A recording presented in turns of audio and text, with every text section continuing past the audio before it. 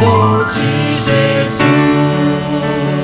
o Senhor da vitória, o alimento, a vida, rocha eterna da salvação. Seu amor me atraiu, deu-me paz e alegria. Eu já fiz minha escolha. Sou de Jesus, mais do que em qualquer outro tempo. O momento é de escolher, sem temer nem hesitar. Eu escolho Jesus. Sou de Jesus, o Senhor da vitória, o alimento, a vida, rocha eterna da salvação.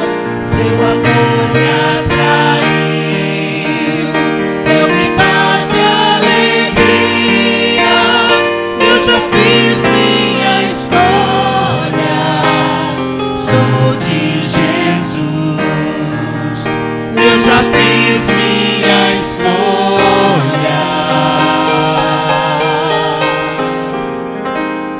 Sou de Jesus. Amém. Podeis vos assentar. Meus queridos irmãos, como já foi anunciado, amanhã, às 17 horas, a comissão da igreja vai estar reunida para tratar alguns assuntos espirituais e também administrativos. E à noite nós faremos a apresentação, inclusive, do relatório financeiro, tá? Então, toda a amada igreja está convidada, já é o segundo aviso, a segunda chamada, por assim dizer, né?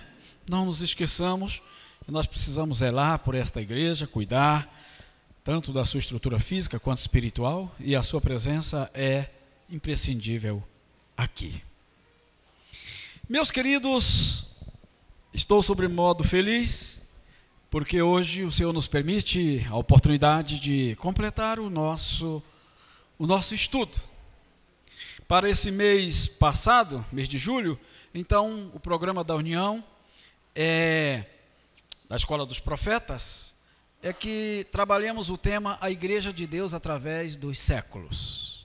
No mês de agosto, o tema é a mordomia cristã, está a cargo do nosso querido irmão, nosso departamental de mordomia, irmão Tiago Franco. Será no último sábado, né, Tiago? Seria no sábado próximo, mas devido à vigília, os irmãos estão sendo intimados para a vigília no Jardim Tiradentes, então o irmão Tiago adiou para o último final de semana, porque no sábado de vigília a tarde é livre, né, para o descanso. Então, nós trabalhamos, irmãos, na vigília, porque quando a escala foi preparada, já tinha o irmão Samuel para pregar naquele sábado, e então nós fizemos um ajuste, nós fizemos o estudo na vigília. Mas a vigília já tinha um tema também, era o amor sem falsidade, coisa assim, né? O verdadeiro. E aí o pastor Sandro já havia se preparado para fazer os temas. Mas arranjei com o pastor Sandro e ele fez um tempo e eu estendi-me nos 2 últimos tempos. Mas o tema, irmãos, é profético, é histórico e doutrinário. Não há como trabalhar esse tema, a Igreja de Deus através dos séculos, sem trabalhar a história. Os acontecimentos do campo da política, do campo da religião, do campo da economia, da ciência, né? Então, é um estudo que demanda muito tempo, nós não podemos completá-lo. E trabalhamos então a igreja no Éden, a igreja pós-Éden com Abel, com Sete, a igreja antediluviana com Noé, sua família, a igreja na época dos patriarcas, Abraão, seu chamado. Trabalhamos, eu estou repetindo aqui porque muitos de vocês aqui não estiveram presentes, infelizmente, né? Talvez tenham assistido suas casas, mas não estiveram aqui, eu não tenho certeza quem me assistiu, quem me ouviu. Trabalhamos a igreja na era do judaísmo até a transição nos dias de João Batista, né? E trabalhamos o primeiro período da história da igreja, o período do cavalo branco, o período de Éfeso. Trabalhamos um pouquinho no segundo período ainda. E hoje nós temos aqui o nosso querido irmão pastor Caetano, já jubilado, mas que não lhe falta disposição, força, energia para fazer a obra, e que hoje dará continuidade a esse precioso tema. Irmão Caetano vai falar sobre as fases finais da história da igreja, né? Através dos séculos, especialmente segundo, terceiro século em diante. Irmãos, vamos orar para que o Senhor Jesus trabalhe em nossos corações, para que esse tema possa realmente nos trazer alegria, nos trazer esperança e possamos aprender dele. Vamos orar pelo seu servo, né? Para que o Senhor o inspire, para que o Senhor lhe tome em suas mãos, para que ele possa então falar inspirado pelo Espírito Santo. Só um perdão, eu peço à igreja. O nosso querido departamento de mordomia, ele precisa falar alguma coisa sobre o seu departamento. Ele me havia solicitado a oportunidade e eu havia esquecido, Tiago. Já tem uns 54. Obrigado, irmão. Feliz sábado, irmãos. Aqui o recado é rápido, porque o que importa mesmo é o estudo da palavra de Deus. Os irmãos se lembram o que nós fazemos todo segundo sábado do mês? Os irmãos parecem que andam meio esquecidos, né? O que nós fazemos, irmã Zefinha? A oferta das construções, a oferta dos faróis da verdade. E nós ficamos um pouco decepcionados que no mês passado a oferta foi, e foi destinada para a nossa igreja, a filha dessa igreja aqui, a filha mais novinha, a caçulinha dessa igreja, a igreja Alice Barbosa. E a oferta foi, olha que pecado. Irmãos, eu quero fazer um apelo especial aos irmãos, porque a oferta de hoje será destinada 100% para a igreja de Rio Verde. Os irmãos se lembram naquela reunião de comportagem que o irmão Pedro Viana estava aqui com a turma de meninos que sabiam a Bíblia quase de cor? Vocês se lembram? Pois ele tem um trabalho muito bonito, muito interessante lá na igreja de Rio Verde. Pena que eles não têm a estrutura que nós temos aqui. As crianças não têm uma sala de reunião. Elas se reúnem dentro da cozinha do irmão Pedro Viana. E eles estão querendo construir uma sala para as crianças, para elas desenvolverem mais ainda. Eles têm uma escola dos profetas permanente na igreja de Rio Verde. E eu gostaria de trazer aos irmãos um pedacinho da nota do terceiro tópico da letra A. É uma mensagem muito importante que Ellen White traz para a gente. Eu gostaria que os irmãos acompanhassem. Gratidão ou murmuração? Você é grato ou você só murmura? Muitos há em que seu coração acusam a Deus de ser Senhor severo, porque deles reclamam posses e serviço. Nada, porém, podemos entregar a Deus que já não lhe pertença. Todas as coisas são de Deus, não somente pela criação, como também pela redenção. Todas as bênçãos desta vida e da futura nos são concedidas, assinaladas com a cruz do Calvário. Portanto, falsa é a acusação de que Deus é um Senhor duro e que ceifa onde não semeou. Irmãos, Deus não está te pedindo aquilo que Ele não te deu. Ele está pedindo daquilo que Ele te deu. Neste momento nós vamos tirar essa oferta especial, a oferta para as nossas crianças lá de Rio Verde. Eles necessitam muito. Os nossos amigos internautas, eu vi até que o Fernando está nos assistindo. Fernando, consegue uma oferta especial com o Cláudio, por favor. Fala para ele que essa oferta é especial para a igreja de Rio Verde. Convido os diáconos. Vamos cantar o hino de número 17. Vamos cantar alegres, felizes e vamos doar com o nosso coração. Nós queremos dizer para você que nos visita que essa oferta é voluntária. Essa oferta é voluntária. Ela 100% utilizada nesta causa específica. A construção da salinha de reunião das crianças de Rio Verde. Vamos doar com o nosso coração. Se o Espírito Santo tocou no seu coração neste momento, doe com alegria. Vamos cantar o hino de 17.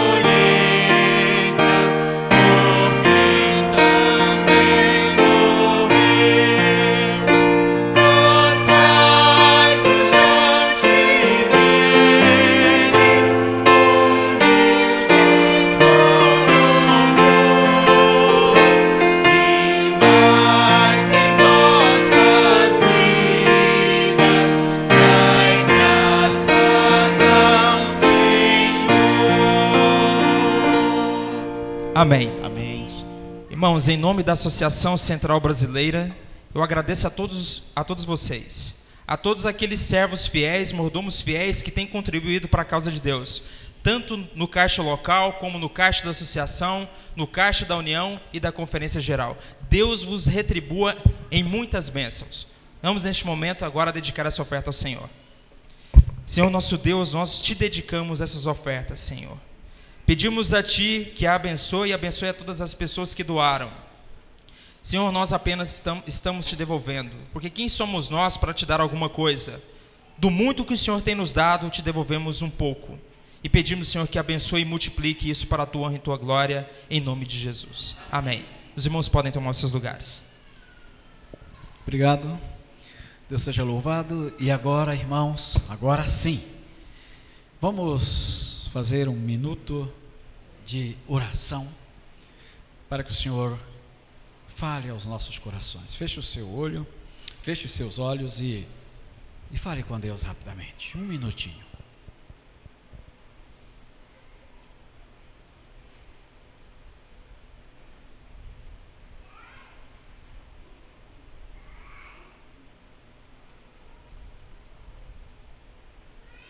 Amém.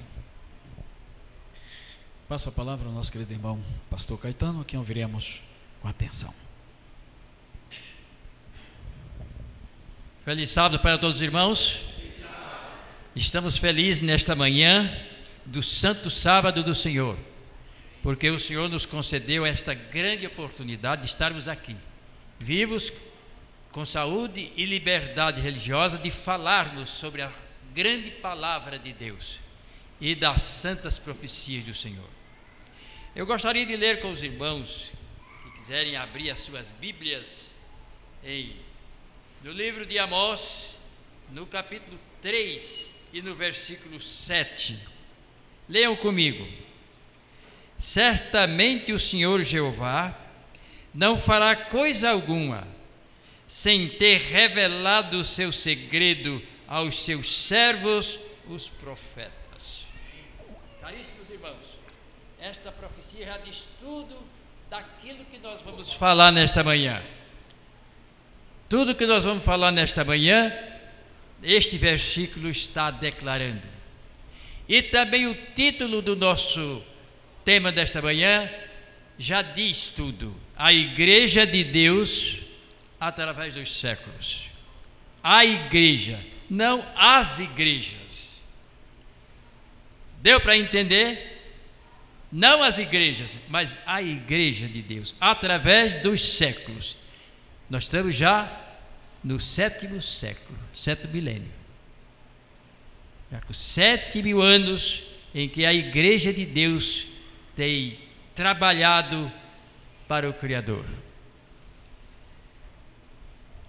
Até certo ponto, nosso estimado irmão pastor Antônio Machado já falou sobre os tempos que já se passaram, os períodos em que a igreja passou.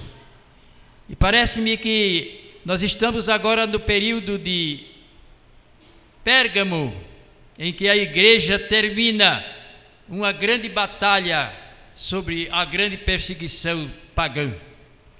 Mas antes disso eu quero dar uma explicação para os irmãos muito breve sobre a palavra igreja. A palavra igreja vem do grego. É um conjunto de pessoas, de indivíduos, que creem da mesma forma, que têm o mesmo pensamento, que têm a mesma crença. Então isso forma igreja. Isto significa igreja. E esta igreja foi fundada por Jesus Cristo no começo do mundo. Assim o nosso irmão Machado já explicou para os irmãos. E também eu quero dizer para os irmãos que uma igreja, para ser fundada, o seu fundador tem que colocar os seus estatutos. Não pode existir um grupo sem organização, sem ter estatuto, leis e regimento interno que possa reger o grupo. E assim, este grupo, chamado Igreja de Deus, desde o Jardim do Éden, quando se começou a invocar o nome do Senhor, na porta do Éden, ali eles adoravam a Deus. Na dispensação passada, adorava-se a Deus com um sacrifício. Ninguém podia ir perante o Senhor sem um sacrifício. As orações não seriam aceitas. Satanás acudiu para desfazer esse tipo de adoração ao verdadeiro Deus. Quando ele viu que havia um plano para a salvação da humanidade e retomada do planeta das suas mãos, ele imediatamente interviu e procurou desfazer este plano, perseguir a igreja e destruí-la. No tipo, a adoração era com o sacrifício. E Satanás trabalhou de toda forma, de toda maneira, para destruir esse tipo de adoração. Agora, no Antigo, quando Cristo Jesus morreu na cruz do Calvário para nos salvar, cumprindo-se todas as cerimônias do passado, no Antigo Testamento, ele fez uma nova aliança conosco, escrevendo a lei nos nossos corações, ratificando esta lei com o seu próprio sangue, e instituiu as suas leis, as suas instruções, agora no novo reino. E a igreja agora avança no período em que Jesus Cristo a fundou. Ele diz: e em verdade eu te digo que tu és Pedro, e sobre esta pedra edificarei a minha igreja. A pedra era Pedro ou Cristo? A pedra era Cristo. Esta pedra diz Cristo. Pedro era uma pedra movediça. E então a igreja foi fundada em Jesus Cristo. Mas por que no passado ela não era fundada em Jesus Cristo? Sim, Jesus Cristo morreu na fundação do mundo. Quando os nossos primeiros pais ficaram nus por causa do pecado, o que aconteceu? Eles precisavam se vestirem da justiça de Cristo.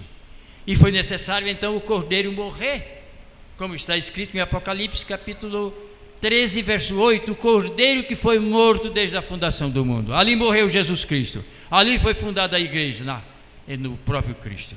E ali foi derramado o sangue da remissão para os nossos pecados. Em símbolo, era a tipologia e a simbologia daqueles tempos passados, apontando para o futuro.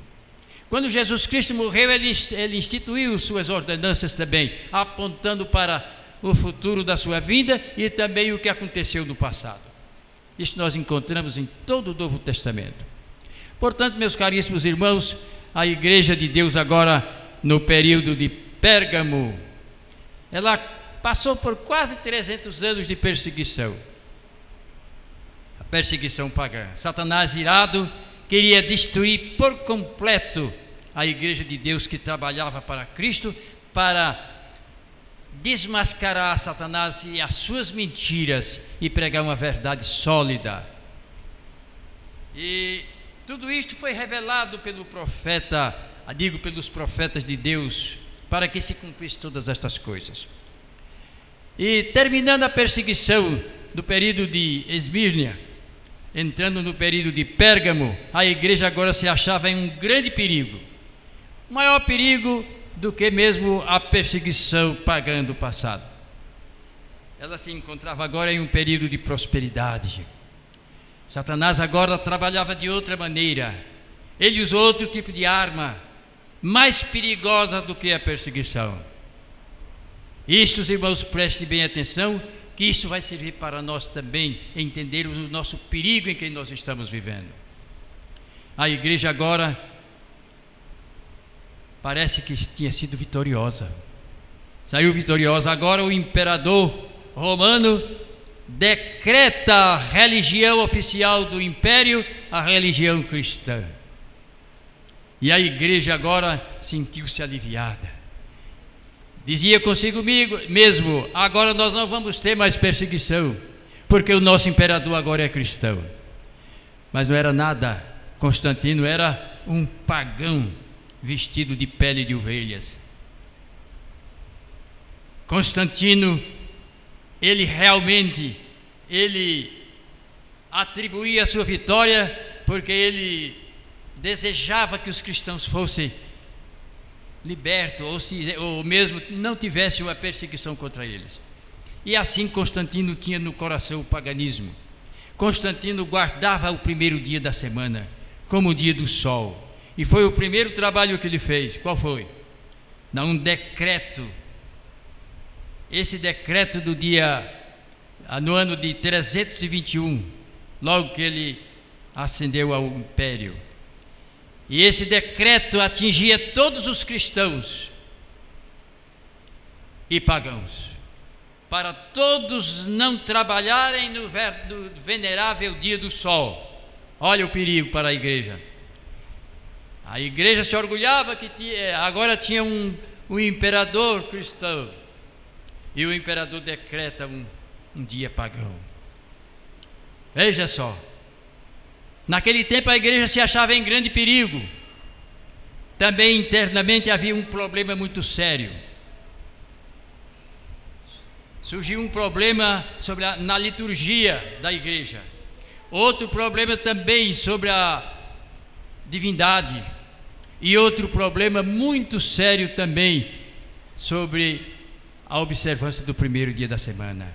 Na escola de Alexandria já havia uma tendência pagã de que o primeiro dia da semana passasse a ser o dia oficial de guarda da igreja cristã, mas não com o título de dia do sol, mas com o título de dia da ressurreição de Cristo, da vitória da igreja. E Tertuliano, um grande eminente da igreja católica, ele não era clérigo, mas era um grande homem no meio deles. Então ideou este plano, e Atanásio aceitou, e ali planejaram. Diz: agora sim, em lugar do dia do sol, o dia do Senhor, primeiro da semana. E aquele concílio de Niceia foi o primeiro concílio ecumênico, porque havia este problema. O arianismo estava invadindo a igreja com a ideia de que Cristo fora criado de que Cristo não era Deus e que não existia Espírito Santo. E então houve um grande debate. Constantino simpatizava-se por Ário e o seu grupo, mas ele mesmo dirigiu o concílio. Aquele concílio formado de 300 bispos discutiram. Tertuliano deu uma ideia, Agostinho aceitou, sobre a Trindade. Sabe o que quer dizer a palavra Trindade? Não é 3 pessoas. Na ideologia e na teologia católica não é. É um Deus com 3 cabeças, 3 em 1. Essa foi a ideia de Tertuliano. Agostinho aceitou e o concílio votou. E então passou: Jesus Cristo é Deus, o Pai é Deus, o Espírito Santo é Deus. Esta foi a doutrina estabelecida no concílio de Nicéia, no ano 325, composta por 300 bispos e dirigida por Agostinho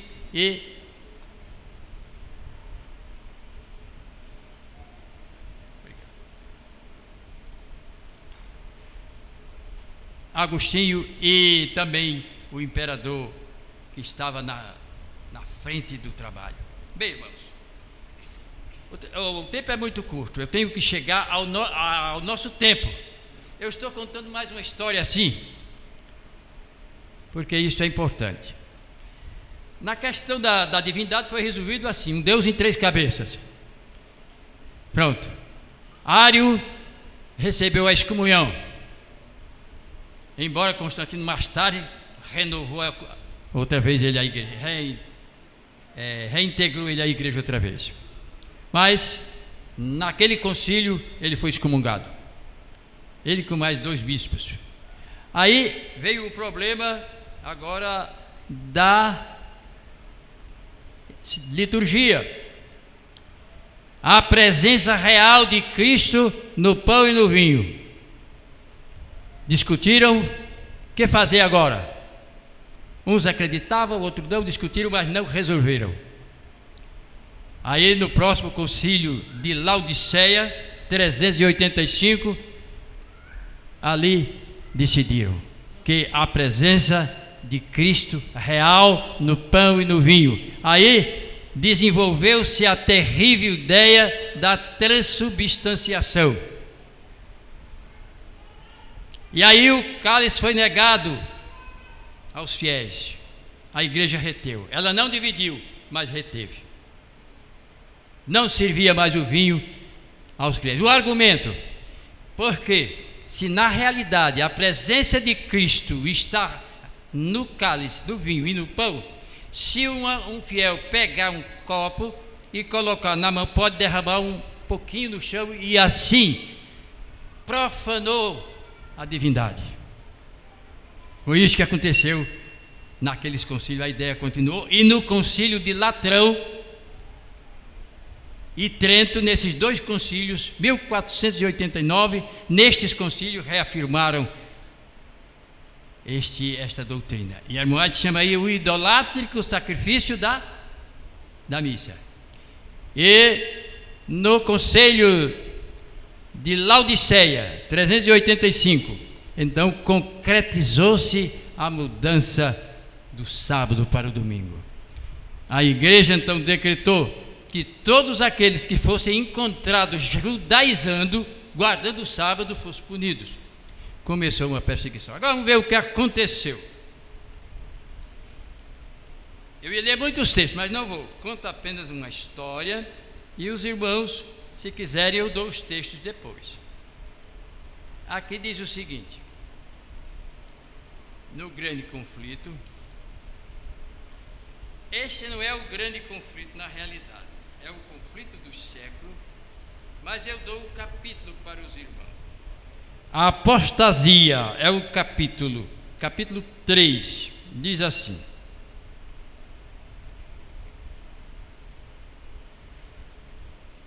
a conversão nominal de Constantino, na primeira parte do século IV, causou grande regozijo, e o mundo, sob o manto de justiça aparente, introduziu-se na igreja. Como foi a conversão de Constantino? Agora a igreja, para não perder Constantino, nem os pagãos que vieram com eles, então a igreja fez essas mudanças para segurar o paganismo dentro da igreja. Diz: não, em lugar do dia do sol vai ser agora o dia da ressurreição de Cristo. Cristo é o sol da justiça, pronto. Não precisa sair, não precisa deixar a igreja, fiquem aqui mesmo. Todo mundo se acomodou. Mas todo mundo concordou? Vejamos. No mesmo conflito do século, no mesmo capítulo, diz assim. No mesmo capítulo.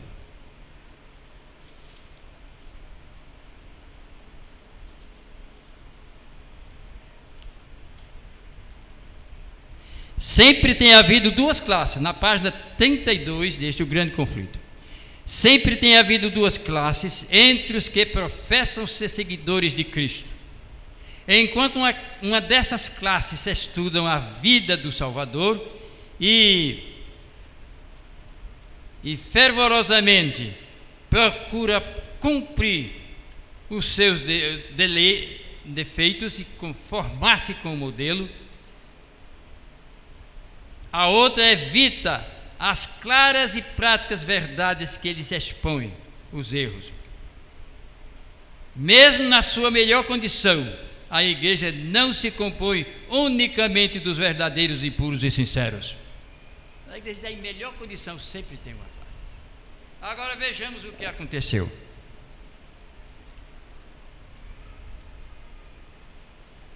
Essa assinalada evidência do Espírito discernidor de Jesus na igreja foi um terror para os hipócritas e malfeitores. Não mais poderiam permanecer em ligação com aqueles que eram em hábitos e disposição invariáveis e representantes de Jesus.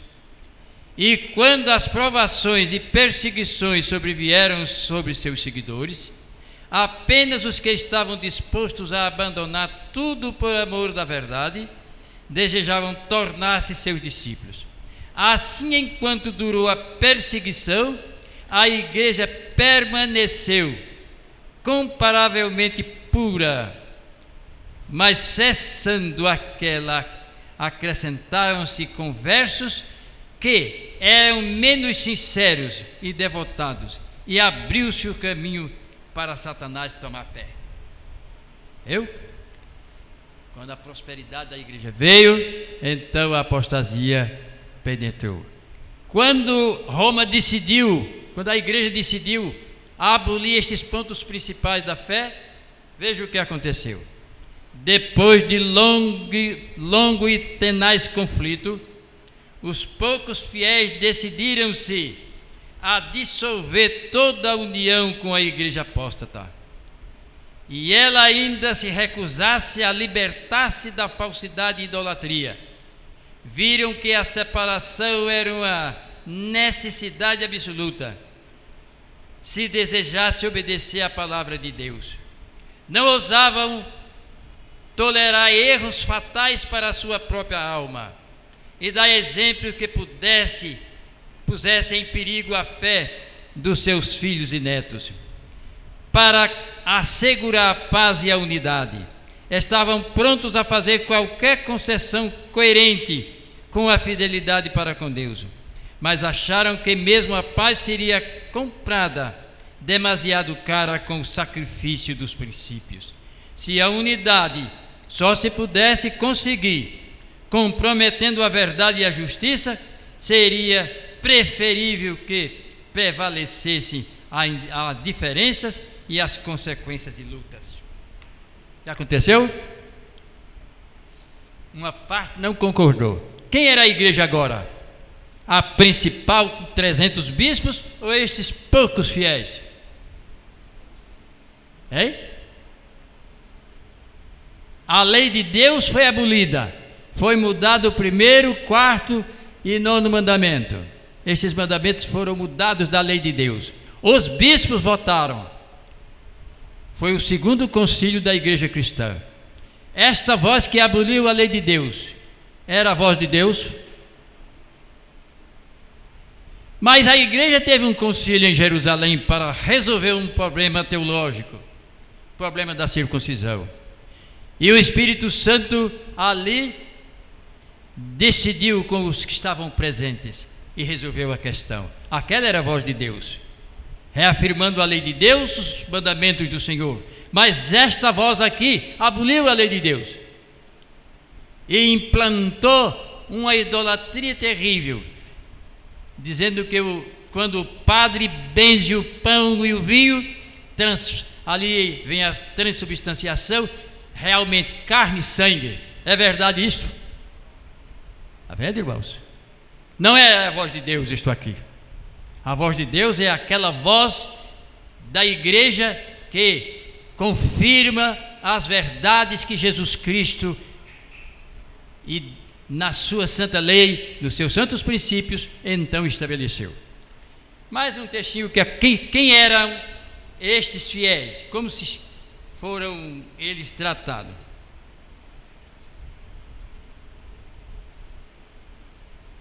Vamos ver aqui um pouquinho.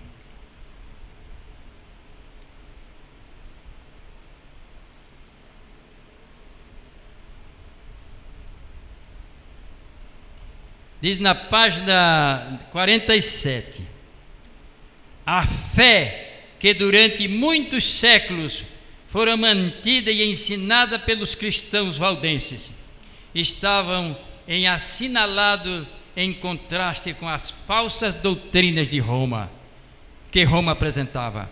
A sua crença religiosa baseava-se na palavra escrita de Deus, o verdadeiro documento religioso do cristianismo. Mas aqueles humildes camponeses, no seu obscuro retiro, excluídos do mundo e presos à labuta diária entre os seus rebanhos e vinhedos, não havia por si sós chegado à verdade em oposição aos dogmas e heresias da igreja apóstata. Quem era aquele pequeno grupo? Os valdenses. Quer dizer a palavra valdense? Porque tinha o seu líder como Pedro Valdo. E estes fiéis se refugiaram nas montanhas do Piemonte, isto é, nas montanhas da Itália, as montanhas geladas, nas Catatubas, e ali foram guardar o verdadeiro sábado e seguir os dogmas perfeitos que a igreja de Deus precisava ser. Ali estava a igreja de Deus. Ali começava agora o período de Tiatira, quando, com a acessão do papado em 508, que ele se tornou a cabeça da cristandade em lugar de Cristo, e também dos bispos da igreja, então desencadeou-se uma terrível perseguição contra esses camponeses fiéis, que durante mais de 1000 anos, no período de mais de 1000 anos, eles santificaram o santo sábado do Senhor. Dali nasceu a colportagem, traduziram a Bíblia para a língua do povo, e os jovens instruídos saíam distribuindo a Bíblia. E quando Roma se deu por avisada, até mesmo mosteiros estavam cheios de Bíblias. Os conventos, padres e frades estavam estudando a palavra do Senhor. E ali encontrava-se na Bíblia a verdadeira santificação do sábado. Várias cruzadas foram expedidas contra esses camponeses para destruí-los e exterminar a odiada seita. Mas Deus intervia. De quando em quando surgiu um reformador na igreja, como foi no caso de Hus. Quando Roma queria exterminar os valdenses, Hus apareceu na Boêmia. E aqui desviou-se dos valdenses e foi eliminar João Hus. Enquanto eles estavam ocupados com João Hus, os valdenses progrediam e continuavam com o seu trabalho de colportagem, distribuindo a Bíblia, os Novos Testamentos, em todas as partes. Quando Hus foi exterminado, voltou-se outra vez para exterminar os valdenses. Levantou-se o Wycliffe, outro reformador da Inglaterra. Aí Roma desviou a sua atenção para lá. E assim foi até Lutério. E finalmente o período de toda a perseguição foi terminada. No ano 800, instituiu-se um perigoso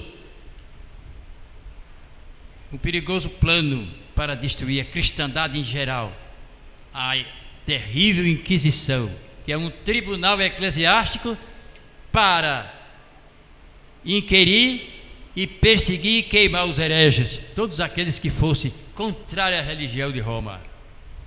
Isto durou muito tempo, mas as coisas mudaram. De repente apareceu na Europa um sistema político diferente.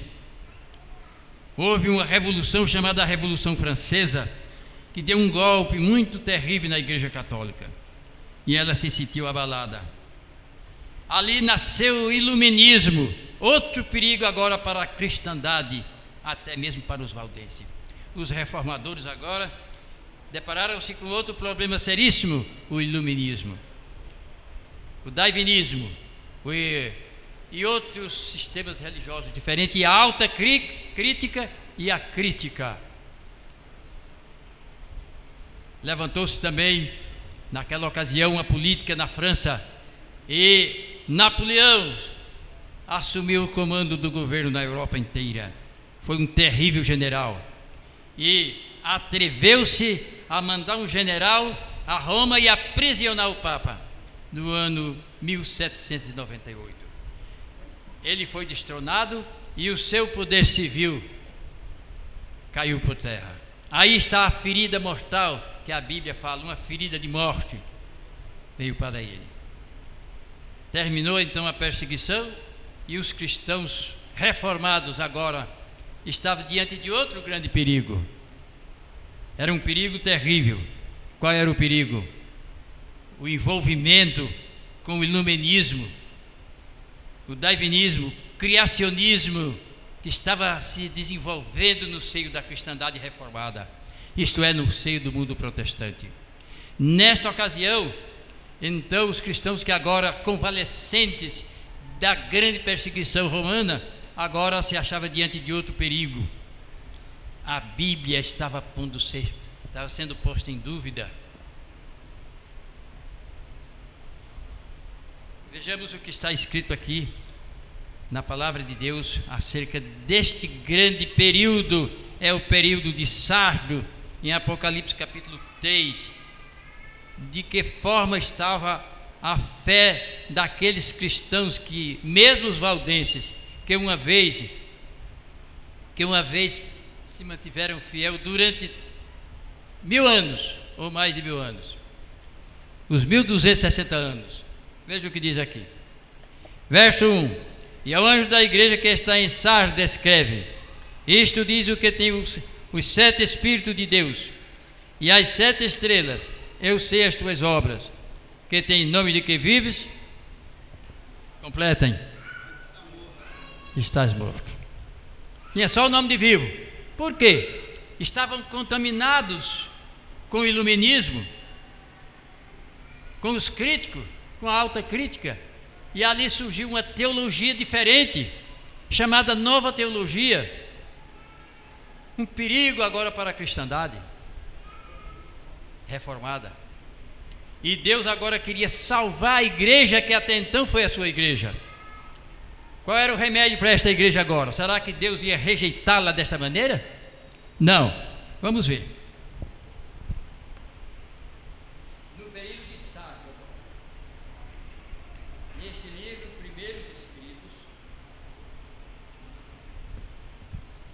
livro, Primeiros Escritos, na página 226 e 227, Satanás concluiu, portanto, que deveria vir de maneira mais branda. Já havia corrompido as doutrinas da Bíblia e estavam a criar profundas raízes, tradições que deveriam arruinar a milhões. O que eu disse? O iluminismo, o darwinismo, o minianismo, anticriacionismo, naquele tempo invadiu o mundo, e a nova teologia. Aí diz na página 227: vi uma grande multidão professando o nome de cristão, mas Deus os não reconhecia como seus. Mas Deus não queria perder a sua igreja daquela maneira. Queria fazer alguma coisa. O que Deus queria fazer? Página 228. Deus tinha uma mensagem para a igreja, a qual era sagrada e importante. Ao ser recebida, operaria uma reforma completa na igreja, despertaria o vívido testemunho que dela haveria de expurgar os hipócritas e pecadores e de novo traria o favor de Deus. A igreja estava naquela situação.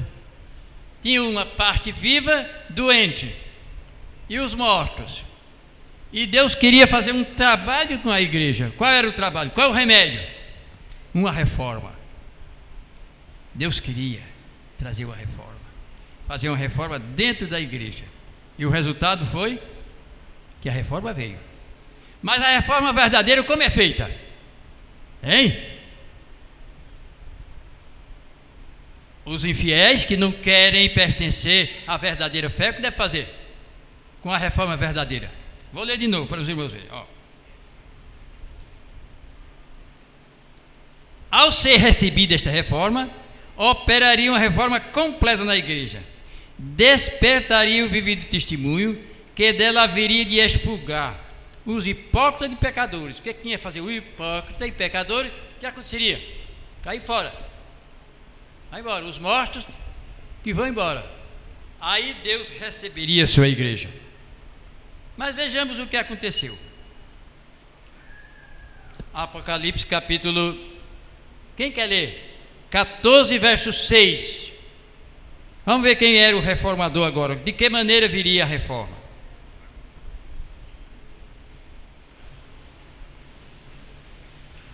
Quem quer ler? E vi outro anjo voar pelo meio do céu, e tinha um evangelho eterno para o proclamar aos que habitam sobre a terra, e a toda nação e tribo e língua e povo. Agora, uma mensagem para aquela igreja que tinha nome de que vivia e estava morta. Uma mensagem de reforma. Temei a Deus e dá-lhe glória, porque vinda é a hora do seu juízo. O juízo de Deus está aí, nas portas. E Deus despertou um fazendeiro chamado Guilherme Miller. Está aqui na página 232. Os irmãos, primeiros escritos, os irmãos, se quiserem ler, pode acompanhar. Mas o que aconteceu? Receberam a mensagem? Vejamos o que diz aqui. Na página 234. Ministros que não queriam aceitar para si mesmo esta mensagem salvadora, embaraçavam aqueles que queriam receber. O sangue das almas estava sobre eles. Pregadores e povo uniam-se para se opor a esta mensagem do céu e perseguir Guilherme Miller e aqueles que com ele se uniram na obra. Faziam-se circular falsidades para prejudicar a sua influência, e em diferentes ocasiões, depois que havia compreensivelmente declarado o conselho de Deus, aplicando-lhe cortantes verdades ao coração de seus ouvintes, grande ira se acendia contra ele, e retirando-se do local da reunião, alguns ficaram de emboscada para tirar-lhe a vida. Está vendo? A reforma era dentro da igreja. A igreja de Deus agora era a igreja de Sardo, com aqueles todos os reformadores que se diziam protestantes. E agora Deus mandou uma mensagem de reforma, a mensagem do juízo, da vinda de Jesus Cristo. E na pessoa deste fazendeiro ele começou a pregar, e as igrejas rejeitaram a mensagem. E o que aconteceu? Finalmente, vejamos o que aconteceu. Nem vou ler porque o tempo não dava. Na página 245, 50 mil foram expulsos das igrejas. A reforma começou dentro da igreja, Qual foi o resultado? Hein? Os reformistas foram excomungados, receberam a excomunhão, foram cortados da igreja, inclusive Ellen G. White, seu pai, sua mãe e todos eles. Quem era a igreja agora? Hein? Esses 50 mil com os demais mileritas. Agora era a igreja de Deus. Agora em outro período. Qual o período? Hein? Filadélfia. Com essa perseguição dos próprios cristãos que se diziam protestantes, então perseguiu seus irmãos. O outro versículo diz: caiu Babilônia. Pronto, não é mais igreja de Deus. É Apocalipse 6, 14, verso 7, verso 8. Caiu Babilônia. Agora aguardavam todos a vinda de Jesus Cristo. Esperava no dia 22 de outubro. Jesus veio? Não veio. Houve um desapontamento geral no movimento, que denominava-se Igreja de Filadélfia, a Igreja do Amor Fraternal. E a maioria voltou para as igrejas protestantes de origem. E outra parte dividiram-se em vários grupos, o movimento se partiu em pedaços. E uma grande parte começou a descrer naquilo que haviam crido sobre a doutrina do juízo e da vinda de Jesus. Começaram a pôr dúvida naquilo que haviam pregado. Mas um pequeno grupo não conformou que realmente estivessem errados. Algum problema existe na profecia. Eram 11 pessoas, diz a história, menos de uma dúzia.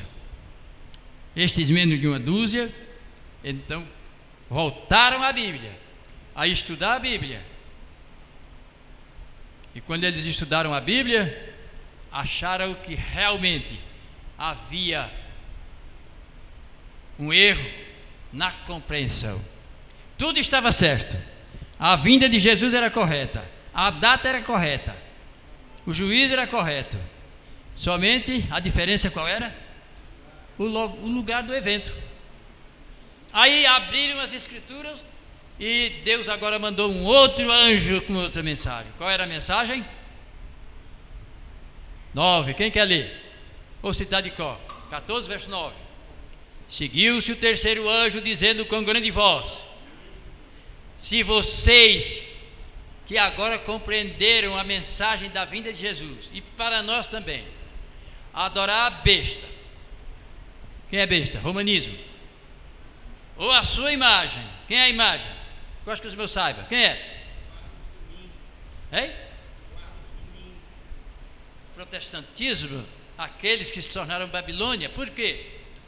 Porque excomungaram os seus irmãos reformistas que estavam dentro da igreja. Entendeu? Tornaram-se Babilônia. Agora era a imagem da besta. Por que imagem? Porque assim como Roma perseguiu a estes então protestantes durante 1260 anos, eles usaram a mesma arma de perseguir os seus irmãos, porque criam na vinda de Jesus, excomungaram-nos, tornaram-se Babilônia. Então a advertência do terceiro anjo é: se vocês fizerem amizade com essa gente que se tornaram Babilônia, vocês receberem o sinal dela, que é a guarda do domingo, na testa ou na mão, o que vai acontecer com vocês? Vocês vão ser queimados com fogo e enxofre. A mensagem é direta, a mensagem é terrível. Essa é a advertência para nós. Então veio a mensagem do terceiro anjo agora. Aí juntaram-se quantas mensagens? Três mensagens. Quando veio a primeira mensagem angélica, era a luz do primeiro anjo. Quando veio a segunda mensagem, o segundo anjo uniu-se ao primeiro, não removeu a luz do primeiro. A luz do justo é como a luz da aurora, vai crescendo, crescendo. Bom, aí veio o terceiro anjo, uniu-se ao segundo e ao terceiro, então formou uma tríplice luz. Está escrito aqui, mas eu não leio, porque o tempo não dá, senão eu não chego onde vou chegar. Agora, quem herdou todas as doutrinas do cristianismo desde o tempo de Cristo? Os mileritas ali, e depois agora o pequeno grupo. Estes menos de uma dúzia reuniram-se em oração. Descobriram o seu erro, como foram eles enganados apenas na questão do local. Tudo aconteceu no céu. Jesus veio ao ancião de dias, do primeiro ao segundo compartimento. Jesus, no céu, iniciou o juízo investigativo. E então concretizou-se toda a doutrina do mineirismo com uma realidade importante. E aí aqueles menos de uma dúzia foram estudar agora as doutrinas que estavam derribadas, os muros que estavam destruídos. Agora eles eram edificadores das doutrinas de Cristo. E aqueles grupos reunidos em oração, chorando amargamente, discutiam, e depois que muito tempo, obrigado,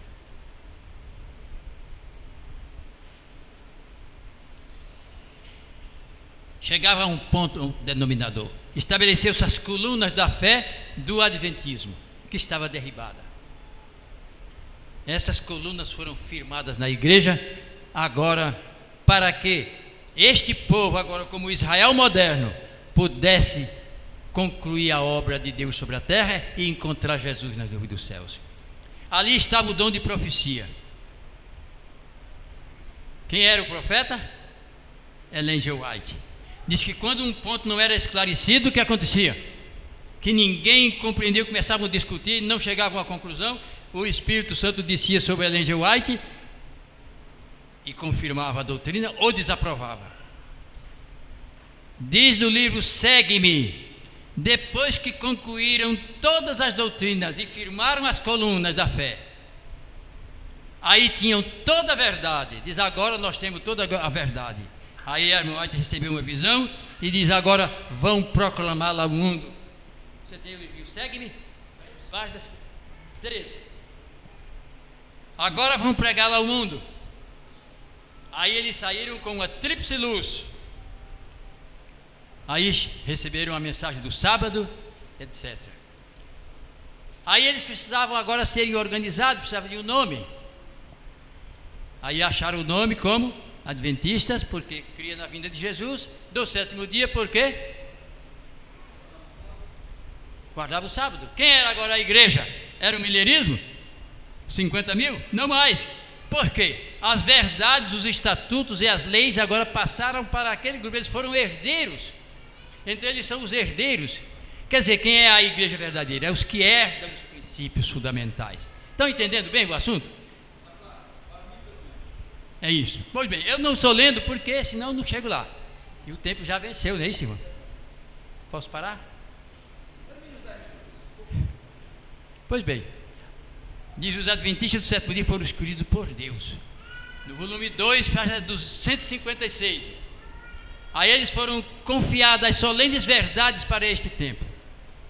E eles se tornaram agora, no período de Laodiceia, o povo de Deus. Mas o período de Laodiceia é um período muito perigoso. Como chama-se ele? Período de mornidão, em que aquela cristandade adventista caiu em estado de Laodiceia. Não os menos de uma dúzia, mas aquele grupo estava no estado de Laodiceia. O seu irmão quiser ler a História do Adventismo 124.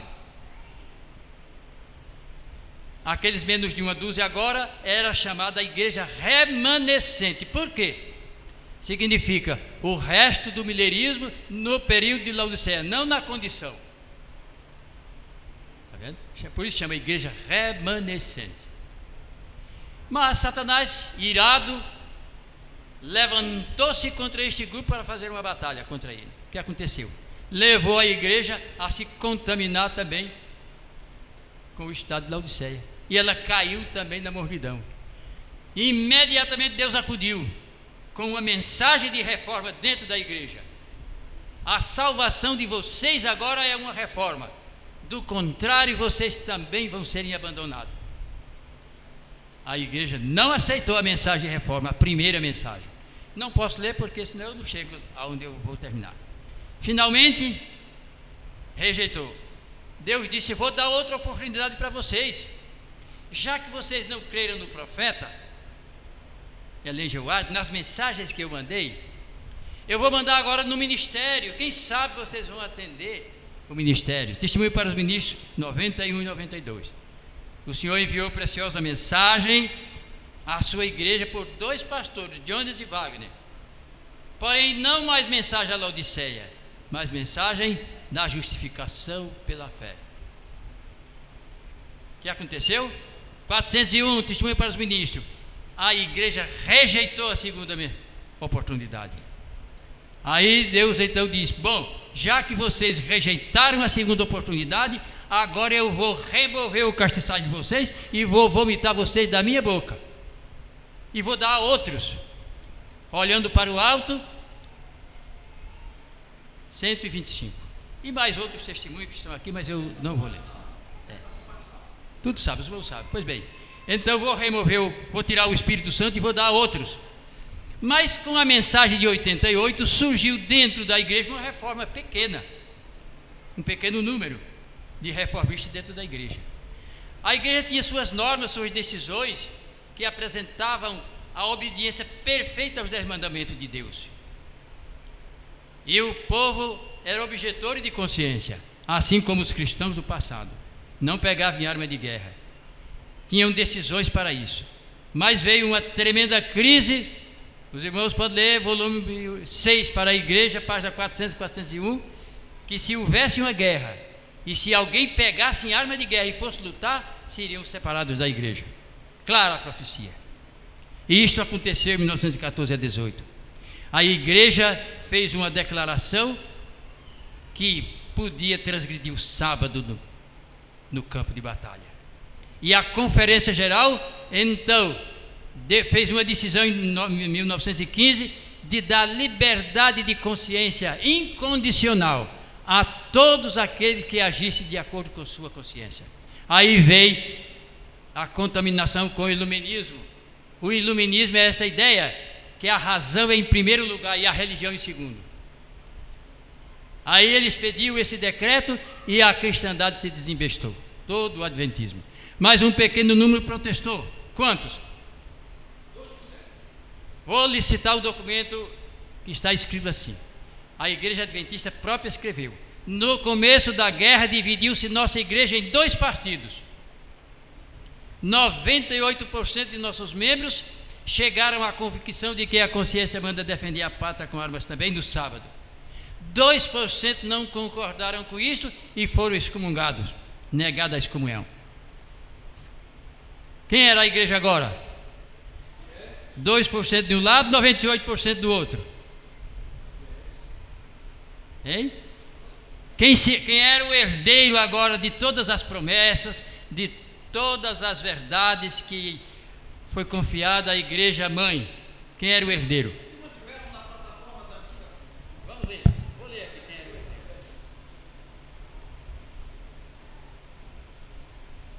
Reforma profetizada, página 135.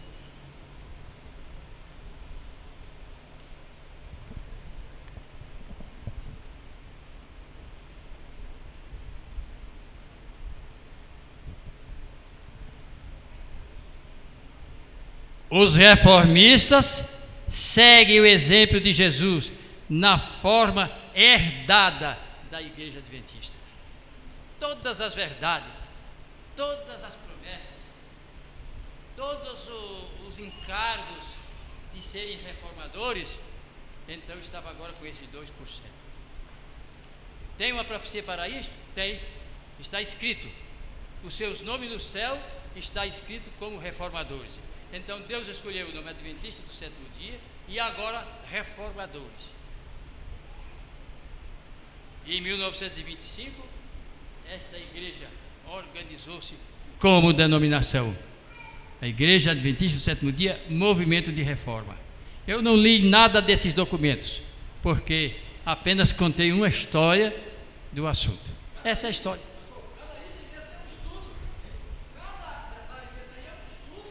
Levaria uns 3 ou 4 estudos. É uma história, só contei uma história para os irmãos. Mas tem alguém alguma pergunta?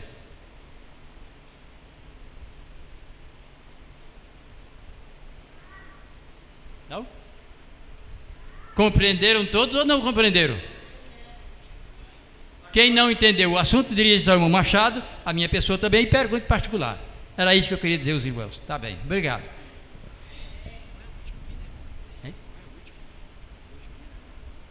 O último ídolo, o mundo viu, já desprezei, porque está no papel do Senhor.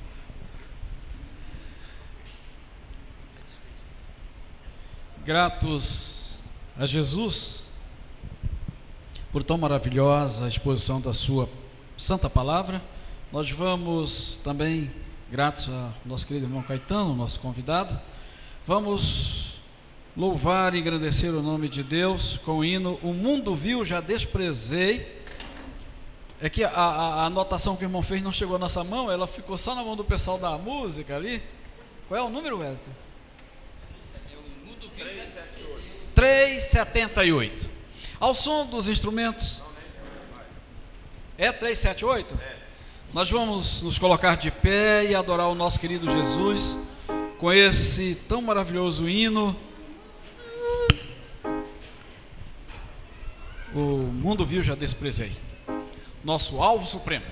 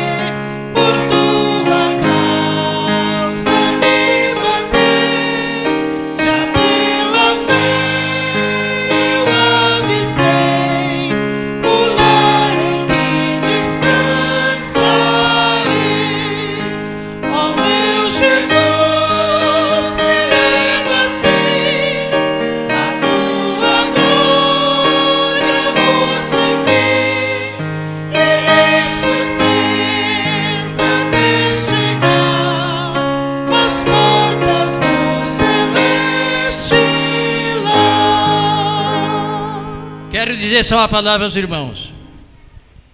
No dia 5 de agosto de 1953, eu aceitei esta mensagem e prego ela há 63 anos.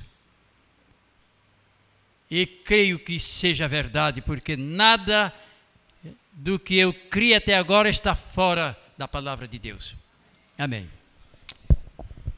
Vamos nos ajoelhar na presença do Senhor para mais uma oração. Bondoso Deus, glorioso Pai celestial que estás nos céus, em tua amável presença nos encontramos aqui nesta manhã, depois de ouvirmos a tua santa e bendita palavra aqui neste bom lugar escolhido por ti. Nós te agradecemos, Senhor, porque tu tens nos iluminado com a tua palavra, com o Teu Espírito Santo e as profecias para entendermos o tempo sério em que nós estamos vivendo e assim nos prepararmos para encontrarmos com Jesus Cristo nas nuvens dos céus. Eu sei, Senhor, que Tu estás às portas, estás chegando para buscar o Teu povo e que realmente o Teu povo possa ser encontrado preparado para subir contigo.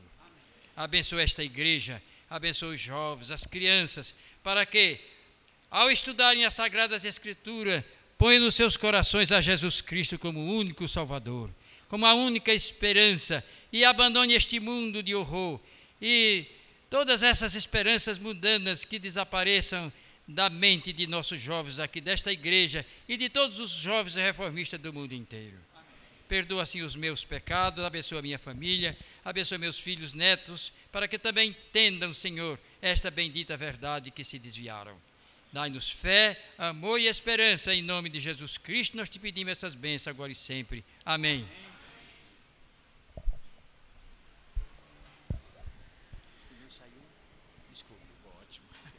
Fiquemos atentos para a conclusão.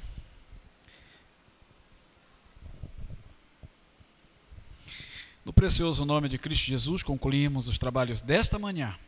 Que o Senhor nos conceda a sua graça, nos dê a sua paz e um restante de sábado bem feliz. Amém. Quero aguardar o pregador à porta. Eu vou pedir que saiamos em ordem, a começar pelos primeiros assentos. Amanhã aqui nós teremos um culto especial, o culto das crianças. E esse culto das crianças vai fazer referência a seus pais, sem os quais elas não teriam vindo ao mundo, é claro.